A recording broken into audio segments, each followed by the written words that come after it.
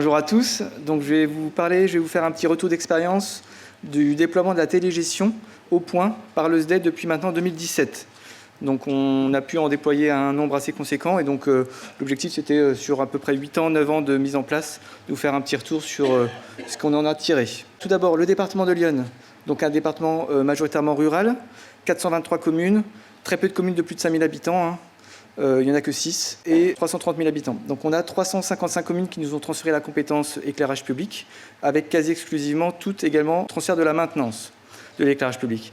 Donc on est sur un parc à peu près de un peu plus de 50 000 points lumineux.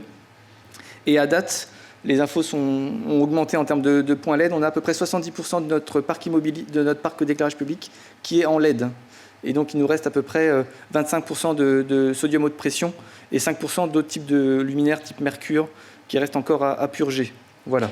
Donc en 2017, notre président a souhaité vraiment axer le déploiement de la télégestion au point sur notre commune. C'était un choix politique affirmé. Et donc là, vous avez un petit zoom sur, en parallèle, un peu la typologie de notre parc d'éclairage public. Donc on a majoritairement des communes rurales. Donc la moitié des communes ont moins de 100 points d'éclairage. Voilà. Et on a très peu de communes avec plus de 1000 points, donc majoritairement donc, des communes de moins de 1000 habitants quasi exclusivement. Et globalement, on voit que par le code couleur, en gris et en orange, globalement, on a quand même bien avancé le déploiement du LED et de la télégestion sur la quasi-intégralité des communes qui nous ont transféré la compétence. Là, vous avez un petit zoom sur les deux technologies majoritaires qu'on a déployées depuis 2017. Donc historiquement, en 2017, il avait été fait le choix de travailler majoritairement avec Signify, donc anciennement Philips, parce que c'était un des opérateurs qui avait le plus avancé sur le déploiement de solutions de télégestion au point. Il n'y avait pas forcément la même concurrence qu'actuellement. Et donc à date, on est quasiment à 20 000 points connectés en télégestion au point. Donc ça veut dire qu'à l'époque, le nœud connecté qui se trouve dans la gamelle du luminaire disposait d'une carte SIM en 2G. On était en mesure, depuis un ordinateur ou un smartphone, de pouvoir piloter chaque point de manière unitaire. Voilà. Donc là, il y a des points assez positifs sur le fait vraiment dans une logique de sur-mesure. Il n'y avait pas également d'équipement dans les armoires également à prévoir. Tout se faisait au niveau du luminaire. Par contre, les inconvénients, et on s'en rend compte maintenant, c'est la technologie GSM 2G avec l'échéance qui arrive prochainement. Ça pose des questions sur ces luminaires en question. Et puis également des problématiques de SAV au début également, puisque au niveau de la détection de panne, la détection des défauts, il y a eu des difficultés, il y a eu beaucoup de temps à mettre en place un mode opératoire permettant d'identifier vraiment l'origine de la panne et la réponse technique adaptée en fonction des éléments identifiés. Par la suite, il a été décidé également de travailler avec Cometa sur une solution plus orientée LoRa. Là, on est plus abordé sur des périmètres de communes, peut-être potentiellement avec un nombre de points potentiellement plus limité. Il y a un peu plus de latence au niveau de la question de la connectique et de la capacité à accéder ou à piloter en temps réel les luminaires. Mais on a plutôt des retours positifs, avec une application smartphone également qui est extrêmement intuitive et un SAV qui est plutôt performant. Donc on est assez content. Mais sur ces deux solutions, ce que je voulais rajouter aussi, on n'est pas sur un montage sur étagère, on est vraiment sur un montage où on leur a confié l'intégralité également du service de la supervision et de la gestion du cœur de réseau. Donc c'était comme ça que ça avait été monté à l'époque. Voilà. Alors pourquoi ce choix technologique du point par point ? À l'époque, donc, c'était un choix politique fort, parce qu'on estimait que ce système de télégestion au point permettait une grande souplesse et une grande évolution des besoins par rapport aux différentes communes, et que c'était vraiment une sorte de pari sur l'avenir, également pour pouvoir vraiment faire du sur-mesure. C'était un poste qui a également été fortement aidé par le syndicat départemental d'énergie, puisque le syndicat a consacré 32 millions d'euros sur 7 ans pour aider les communes à déployer ce système. Et on a des retours plutôt positifs, puisqu'on arrive jusqu'à 85% des communes d'énergie sur les communes qui sont vraiment dans une logique d'optimisation, puisque le système permet une gradation de l'intensité lumineuse à partir de 10%. Donc il y a beaucoup de communes qui maintiennent un éclairage à peu près à 10%, plutôt que faire l'extinction complète, ou certaines peuvent même différencier les axes de circulation en fonction du niveau de fréquentation sur la commune. Certaines même également font des paramétrages spécifiques en fonction des horaires des enfants qui vont prendre le bus, par exemple, sur des cheminements spécifiques. Donc ça, c'est plutôt assez intéressant. Et récemment, on a également, depuis 3-4 ans, renforcé également le travail sur la question de la trame noire et la protection de la biodiversité.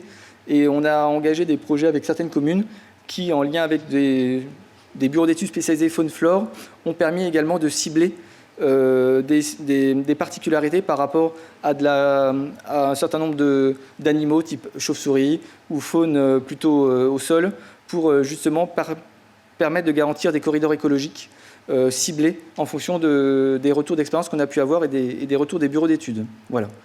Et puis à noter qu'on est également, le département est en partie également situé sur le parc naturel régional du Morvan, donc avec des enjeux également de biodiversité spécifiques, et l'éclairage répond plutôt bien à cette logique.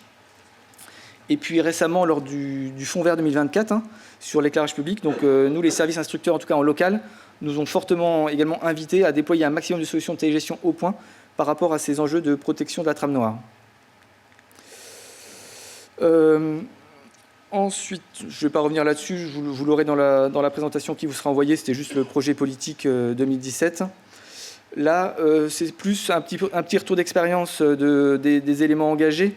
Globalement, vous voyez que le syndicat de Lyon a fortement incité les communes avec un règlement financier qui finançait entre 50 et 70% des dépenses du déploiement de la télégestion. C'est aussi une clé de la réussite, parce qu'il faut se dire les choses, la télégestion au point coûte nettement plus cher que la télégestion à l'armoire.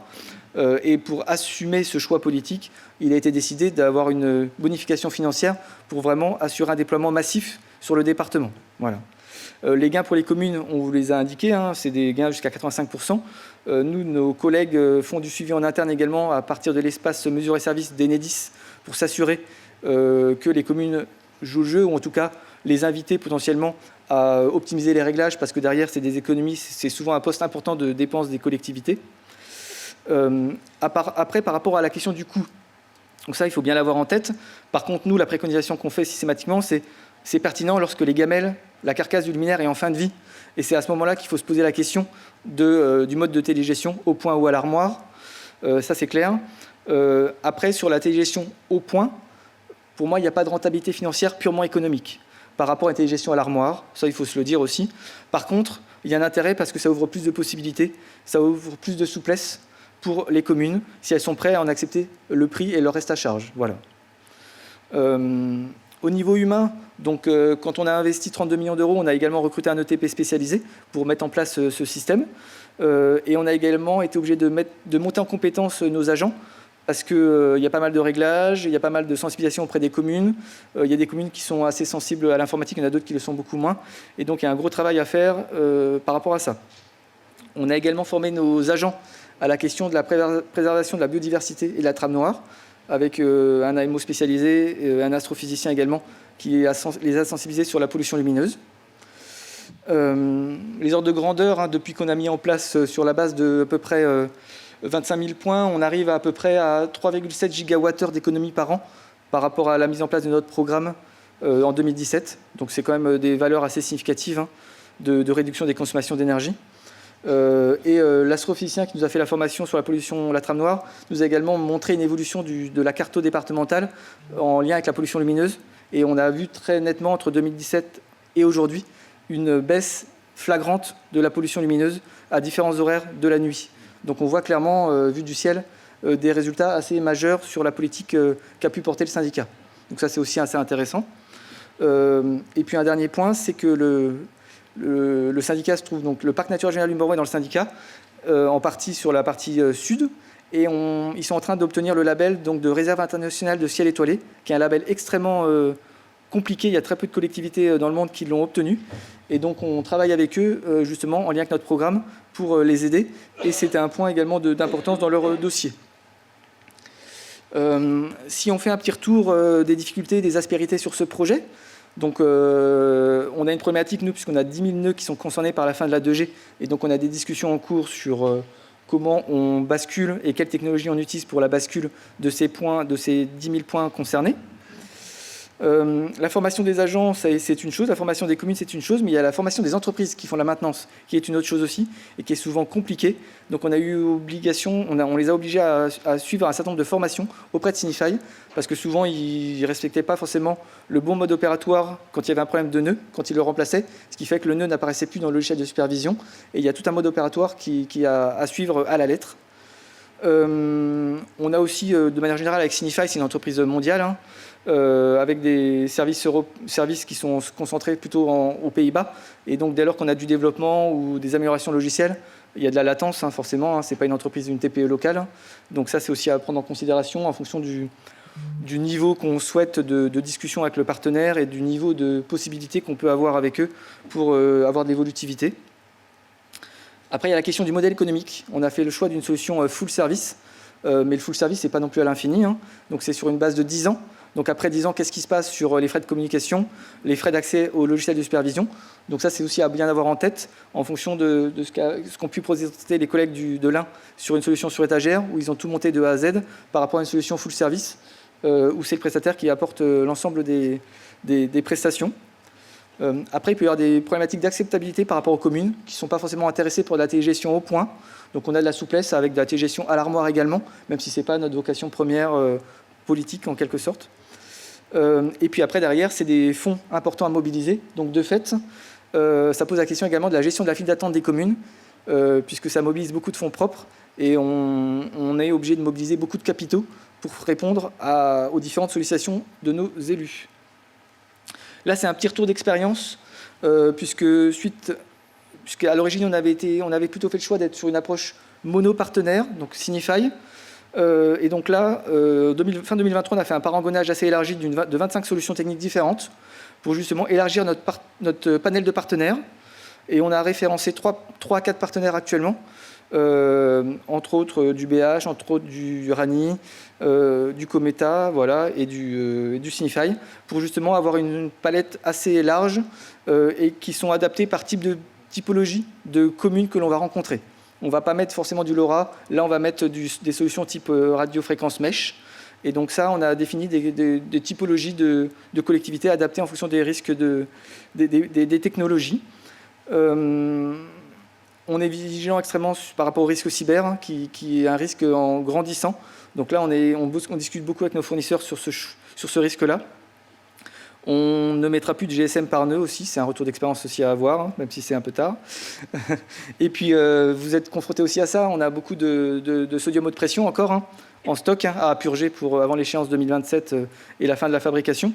Donc là, on est en train de travailler aussi sur une approche plutôt à l'armoire, une solution intermédiaire, pour pouvoir également, à court terme, apporter une réponse aux communes qui souhaitent traiter la problématique SHP. Et puis on a des discussions aussi avec l'UCEDA par rapport à la présentation de ce matin, par rapport à leur outil de supervision qui nous paraît extrêmement intéressant. Et donc comme là on a des réflexions sur la question des IoT, plutôt sur le volet GTB, GTC et sur un service aux communes sur le volet performance énergétique en lien avec nos conseillers en énergie partagée. Voilà. Merci de votre attention. Merci Nicolas. Même question. Nicolas, a-t-il été suffisamment clair et explicite pour faire l'économie de questions ou y a-t-il un ou deux points que vous souhaitez voir approfondir? Juste une petite question, donc Loïc Ailly, FNCCA. Je voulais juste poser une question par rapport au parangonnage. Du coup, on n'était que sur des solutions à l'armoire ou il y avait un mix d'un peu de tout et je ne vois plus Signify dans la liste des fournisseurs. Du coup, votre expérience avec Signify, vous visez à la purger ou... On a, dans l'extrait du parangonnage, j'ai pas mis tous les fournisseurs qu'on a contactés. On en a contacté à peu près 25. Et Signify a été étudié comme les autres. Et ils sont référencés effectivement encore chez nous, mais plutôt sur une solution qui est en cours de développement chez eux, qui est la radiofréquence mesh, qui est en cours d'expérimentation et qui est actuellement disponible chez un autre fournisseur à qui on travaille, c'est BH Techno. Voilà.